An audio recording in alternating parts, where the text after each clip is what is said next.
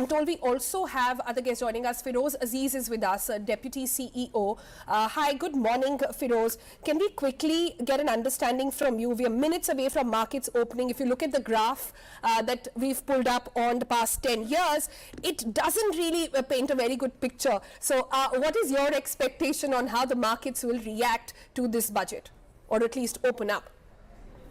See, I think if you look at how the market would react, if I break it down into smaller components, of course, we're speaking of really short term probably today. There is more skew towards positive than negative because everybody has gone light. FI has gone light in the index futures, have gone light on the cash market. You've seen a very large selling. Most prop FIs have emptied their stock holding. That's what has happened in January. The index fund FIs have held on. Prop FIs have almost emptied most of the small cap stock they had. So they're going light.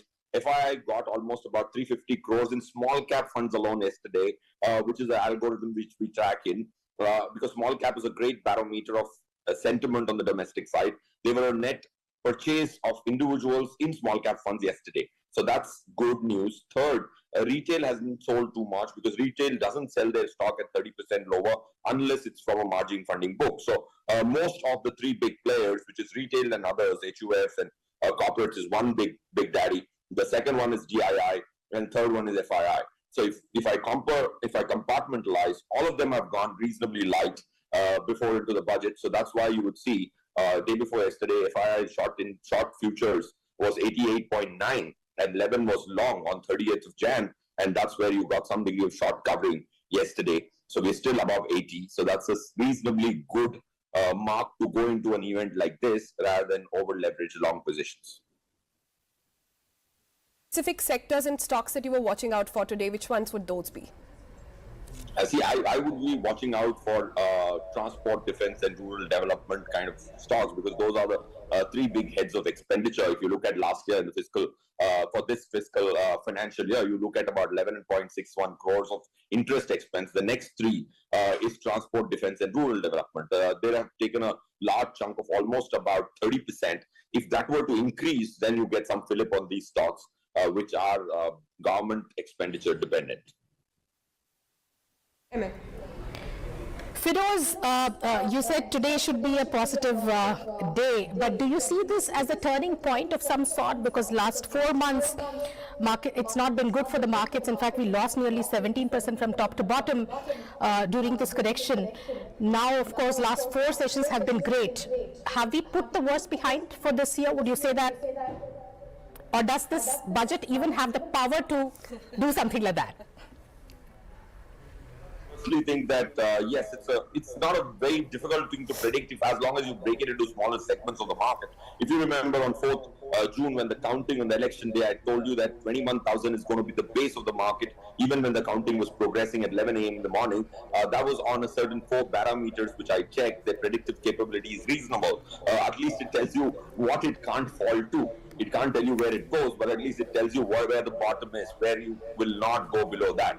So if you look at how we are poised, I think the worst is behind us. Now, worst does not imply that markets can't fall 3-4%. Market falls 10% every 9 months in the last 24 years. Now, if you look at the broader market, which has been the biggest party spoiler over the last 1 month in January, where the small cap index is down about 11-12%, that was only because of 7, 8, 10 FIIs who are prop traders who emptied brutally their positions. So on the small cap and the mid cap space, I think the worst is behind us. And when I say worst is behind us, doesn't mean that the index can't slip by 1%. Worst is behind us, by which I mean 3-4%, 5% moves, short-term moves are always possible.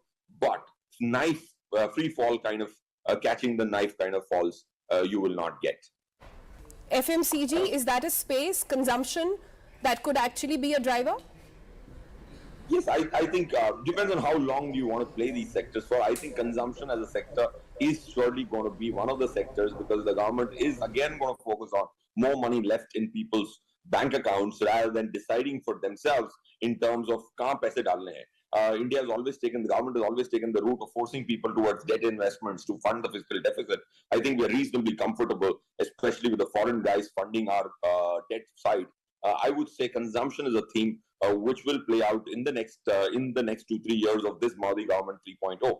So that's one thing I would definitely look out for, because the new tax method of computation of personal income tax leaves a lot of money in hand. And I think if there is going to be more impetus to that, consumption is one thing, both on the rural and the urban side, should get a push. And in turn, any consumption-driven stock for a structural re-rating is a great possibility. Okay, I was just trying to understand from you on the issue that Rohit Srivastav raised on how FDI is going to be in focus. If that's your lens, then which sectors are you really looking at?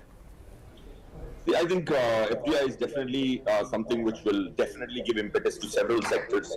If the government is putting in money in the top three, defense, transport and rural development, and then comes education. So education is one space where FDI has not seen any investment. These are the four top expenditures of the government. FDI push in these sectors will give some degree of complementary nature to the government expenditure.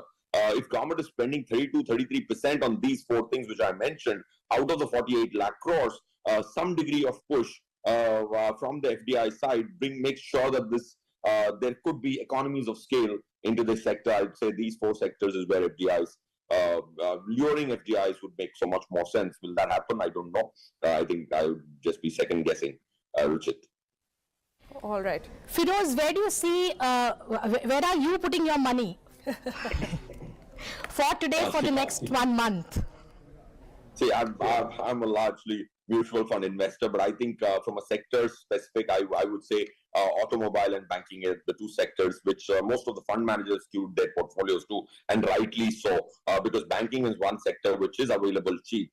Because of the flat yield curve of India, I think any kind of a rate correction, any kind of economic boost, actually banking is a reasonable proxy. I think any sentiment booster will definitely create a large move in the banking space, especially because 27% of Nifty is banking. Any influx of money, and if FIIs reverse their positions, banking will be the largest beneficiary. So banking and automobile are the two sectors where I would expect my fund managers to skew, and I would like to skew it if I was to be buying a sector fund. Feroz, one last question from me. What is the sentiment amongst all these, high net worth individuals? Because all this while post-pandemic, every time we've spoken, every small correction has been bought by them, right? The sentiment decisively has changed over the last 4 months. That is why we had a steeper correction this time. Do you see at this point people coming back to markets? Are they waiting for a larger correction to buy? What is the sentiment like? I think, see, over the last, from 27th September, when the market peaked on Nifty, where FII long positions had gone to almost about 80.1%, which was one of the other breaches it did 12 times over the last 2.5 years. But after that, of course, there's been a lot of long position unwinding of the index futures of FIIs. Now coming to HNI sentiment, I don't think it has gone dampened, because if you look at 41,000 crores of influx of net sale of mutual funds, which is a reasonable barometer both on the retail side and the HNI side, has been robust. It's been the best quarter, which has been the last quarter from an inflow in the mutual fund space. Now comes the second part, is FIIs, HNIs have a large game in the AIF category 3, which is long only, and PMS. If you look at these two categories, PMS has taken a little dampened hue after the budget of 23rd July 2024. So coming back to your point, I think the HNI sentiment surprisingly is intact, because markets have not shown 5% fall on a single day over the last 5 days, because of one specific circular, which I love that circular. I thank the Lord every time I go to sleep, and I thank SEBI for having kept that circular alive, which is called the net short circular, which was released 1 day before the lockdown. That is alive. That makes sure that we are, as a country, far more investors market than a speculators market. There are very few countries which limit the short position in equity markets, and India limits it to 500 crores of notional, which is not a large amount, to 3 lakhs. If you want to buy a 1 rupee put option, you will max out a 500 crore limit. So that's why you would see that sharp falls are not happening. Gradual falls on a daily basis can still happen, from 26,213 to 23,508 as we speak. But these sharp falls, which used to happen in the past and still happen in S&P 500 and NASDAQ, don't happen in Nifty. This is what something I think investors are not taking note of and thanking the Lord enough. and the regulator to protect them against these speculators who sit on global on offshore waters and they start some many market where they think they have to bring it down. That's not happening in India, and that's one thing I think we should all, as stakeholders, take That note point on Mitch, whether Firoz, the point on whether short position should be limited or not is debatable, and that we should do some other day. But the pointed question I'm asking is, the SIP flows are a given. It's 40,000 crores a month, and it's, that's not something we are questioning. What I'm asking you is the discretionary flows, whether it comes through AIFs or through mutual funds, or even through direct equities. The money that family offices put in, that money, what is the sentiment amongst those investors? Because those are the clients you deal with day in and day out. Yes, see, I'll tell you, if you look at, and 41,000 is not the SIP number, it's the net flow number for the full quarter. So 26,000 crores is the SIP number. If you look at 1 lakh plus SIPs, which form 75% as per a sample study which we did, have also continued. Now coming to direct equity, if you look at where is the money coming from, I think there is some degree of sentiment dampened, especially in the broader market.